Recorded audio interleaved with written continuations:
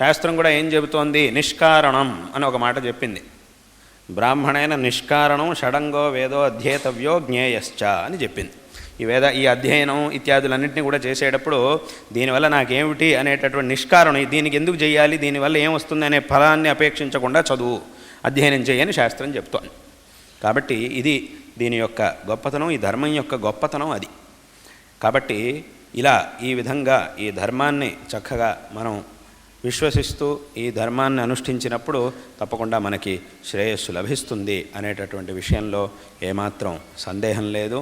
కాబట్టి విశేషంగా ఈ ధర్మాన్ని అందరూ కూడా చక్కగా ఆచరించి సంరక్షించుకొని కృతార్థులు కావాలి. ఎందుకంటే ధర్మాన్ని సంరక్షించడం అంటే ఏమిటి? ధర్మాన్ని ఆచరించడమే. ఎప్పుడైతే మనం ఆచరించడం మానేస్తామో అప్పుడు ధర్మం అనేది క్షీణిస్తుంది. ధర్మాన్ని ఆచరిస్తే అప్పుడు మళ్ళీ ధర్మం అనేది పెరుగుతుంది. కాబట్టి దీన్ని ఆచరించాలి. ఆచరించడమే దీన్ని కాపాడుకోవడము అని అంటే. ఈ ధర్మాన్ని ఎవరు కాపాడుకోవాలి? మనమే కాపాడుకోవాలి. ఎవరైతే దీన్ని ఆచరిస్తూ ఉన్నారో, ఈ పరంపరలో ఎవరైతే పుట్టారో వాళ్ళందరూ కూడా ఈ ధర్మాన్ని కాపాడుకోవడంలో వాళ్ళందరికీ కూడా బాధ్యత ఉంది. ప్రతి ఒక్కరికి ఎవరో వస్తారు ఏదో చేస్తారు అనుకోకూడదు. ఎవరో వస్తారు పెద్దగా చేస్తారు, నీకంటే పెద్దగా వాళ్ళు చేయొచ్చు, అంతే తప్ప అలాగని నాకేం దీంట్లో బాధ్యత లేదు అని మాత్రం ఎవరు అనుకోవడానికి వీల్లేదు. నీకంటే ఎక్కువ చేసేవాళ్ళు వస్తారు, వాళ్ళు ఇంకా పెద్ద పనులు చేస్తారు, నీ వల్ల కానీ వాళ్ళు చేస్తారు.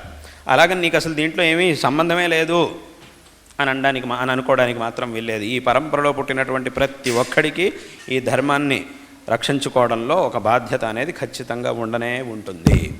అంటే భగవద్గీతలో కృష్ణ పరమాత్మ ఒక మాట చెప్పాడు, అందరికీ తెలిసినటువంటి విషయం, ప్రసిద్ధమైనటువంటి విషయం ఏంటి అని అంటే, యదా యదా హి ధర్మస్య గ్లానిర్భవతి భారత అభ్యుత్థానం అధర్మస్య తదాత్మానం సృజామ్యహం పరిత్రాణాయ సాధూనాం వినాశాయ చ దుష్కృతాం ధర్మ సంస్థాపనార్థాయ సంభవామి యుగే. దీని అర్థం చాలా అందరికీ తెలిసినటువంటిదే. ఎప్పుడైతే ఈ ధర్మానికి గ్లాని అనేది కలుగుతుందో అప్పుడు నేను అవతరించి ఈ ధర్మాన్ని ఉద్ధరిస్తాను అని భగవంతుడు చెప్పాడు. కానీ ఇప్పటి కాలంలో చాలాసార్లు చాలామందికి అనిపిస్తూ ఉంటుంది, ఈ ధర్మం చాలా క్షీణమైపోతుంది, చాలా దారుణమైనటువంటి పరిస్థితి ఉంది ఈ ధర్మానికి.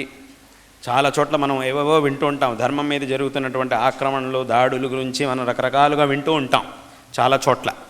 ఇవాళ ఏదో అక్కడెక్కడో అలా జరిగింది, ఇక్కడెక్కడో ఇలా జరిగింది, అంతా ధర్మం మీద ఆక్రమణ.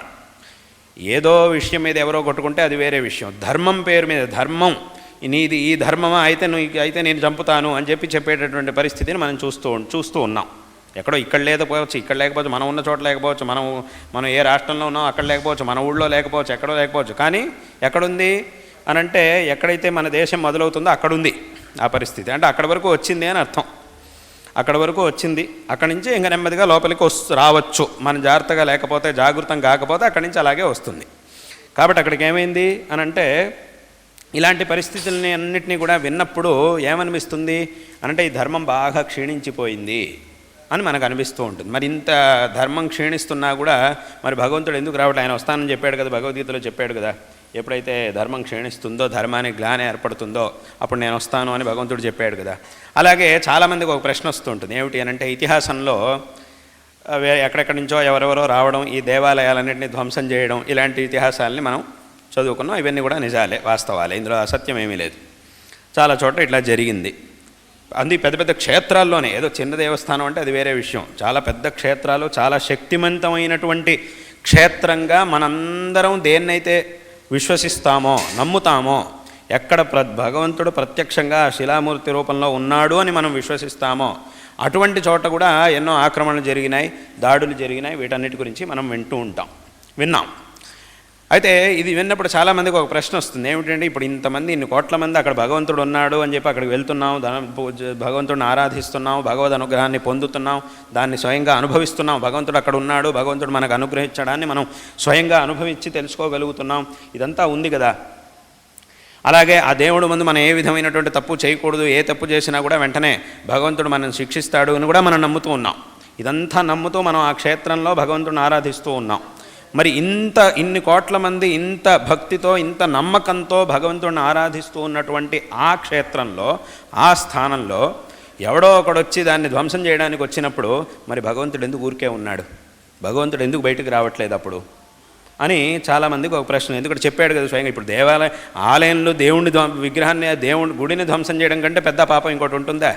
అంత పెద్ద పాపం జరుగుతుంటే మరి దేవుడు ఎందుకు ఊరికే ఉన్నాడు అని చాలామంది మనసులో ప్రశ్న వస్తూ ఉంటుంది, నిజంగా దేవుడు ఉంటే రావాలి కదా అని చాలామంది అనుకుంటూ ఉంటారు.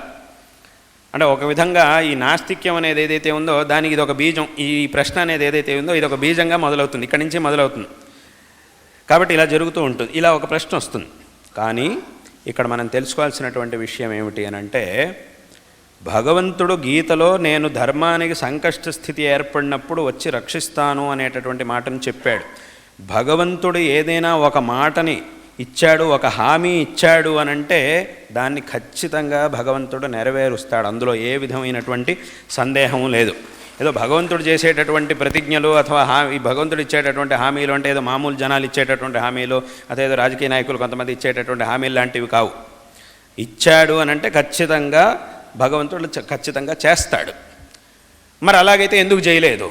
చెప్పాడు మరి చేయలేదు కదా, ఇక్కడ చేసినట్టు కనబడట్లేదు కదా, ఎందుకు చేయలేదు అని అంటే ఇక్కడ మనం తెలుసుకోవాల్సినటువంటి ఒక ముఖ్యమైన విషయం ఏమిటి అని అంటే, భగవంతుడు ఎప్పుడు అవతరిస్తాడు అనంటే ఎప్పుడైతే ఈ ధర్మాన్ని సంరక్షించుకోవడం అనేది మన వల్ల కాదో, ఏ ఒక్క మనిషి వల్ల దీన్ని ఉద్ధరించడం దీన్ని సంరక్షించుకోవడం అనేది వీలు కాదు, సాధ్యపడదు అనేంత దారుణమైనటువంటి పరిస్థితి వస్తుందో అప్పుడు మాత్రమే భగవంతుడు అవతరిస్తాడు. అటువంటి సందర్భం వచ్చినప్పుడు మాత్రమే భగవంతుడు అవతరిస్తాడు. కానీ అలాగైతే ఇప్పుడు ఒక పెద్ద సంస్థ ఉన్నది, ఆ సంస్థలో ఒక అధ్యక్షుడు ఉన్నాడు. ఒక సంస్థ అన్నప్పుడు ఏవేవో చిన్న పెద్ద సమస్యలు ఏవో వస్తూనే ఉంటాయి. ఈ వచ్చినటువంటి ప్రతి సమస్యని అధ్యక్షుడి దగ్గరికి తీసుకెళ్ళకూడదు. ఆయన అధ్యక్షుడు ఉన్నాడు, ఆయన కింద చాలామంది పనిచేసేవాళ్ళు ఉన్నారు, సంస్థలో చాలామంది ఉద్యోగం చేస్తున్నారు, చాలామంది పనిచేస్తున్నారు, ఒక్కొక్కడికి ఒక్కో బాధ్యత ఉంది, అందరూ ఉన్నారు. ఏదో చిన్న సమస్య రాగానే వెంటనే దాన్ని ఆయన అధ్యక్షుడి దగ్గరికి తీసుకెళ్ళి ప్రతిదానికి ఆయన దగ్గరికి వెళ్ళకూడదు. ఈ చిన్న సమస్యల్ని ఈ కింద ఉండేటటువంటి వాళ్ళు వాళ్ళ స్థాయిలోనే దాన్ని పరిష్కరించేసి సరి చేసుకుంటూ ఉండాలి. ఇంకా వీళ్ళెవ్వరి వల్ల కాదు, చాలా పెద్ద సమస్య వచ్చింది, ఇంకా వీళ్ళెవ్వరూ దాన్ని సరిచేయలేరు, ఆయన చేతిలోనే ఇది సరవుతుంది, ఆయనే చెయ్యాలి అనేంత పరిస్థితి వచ్చినప్పుడు మాత్రమే ఆయన దగ్గరికి తీసుకెళ్ళాలి, అప్పుడు ఆయన దాన్ని సరిచేస్తాడు.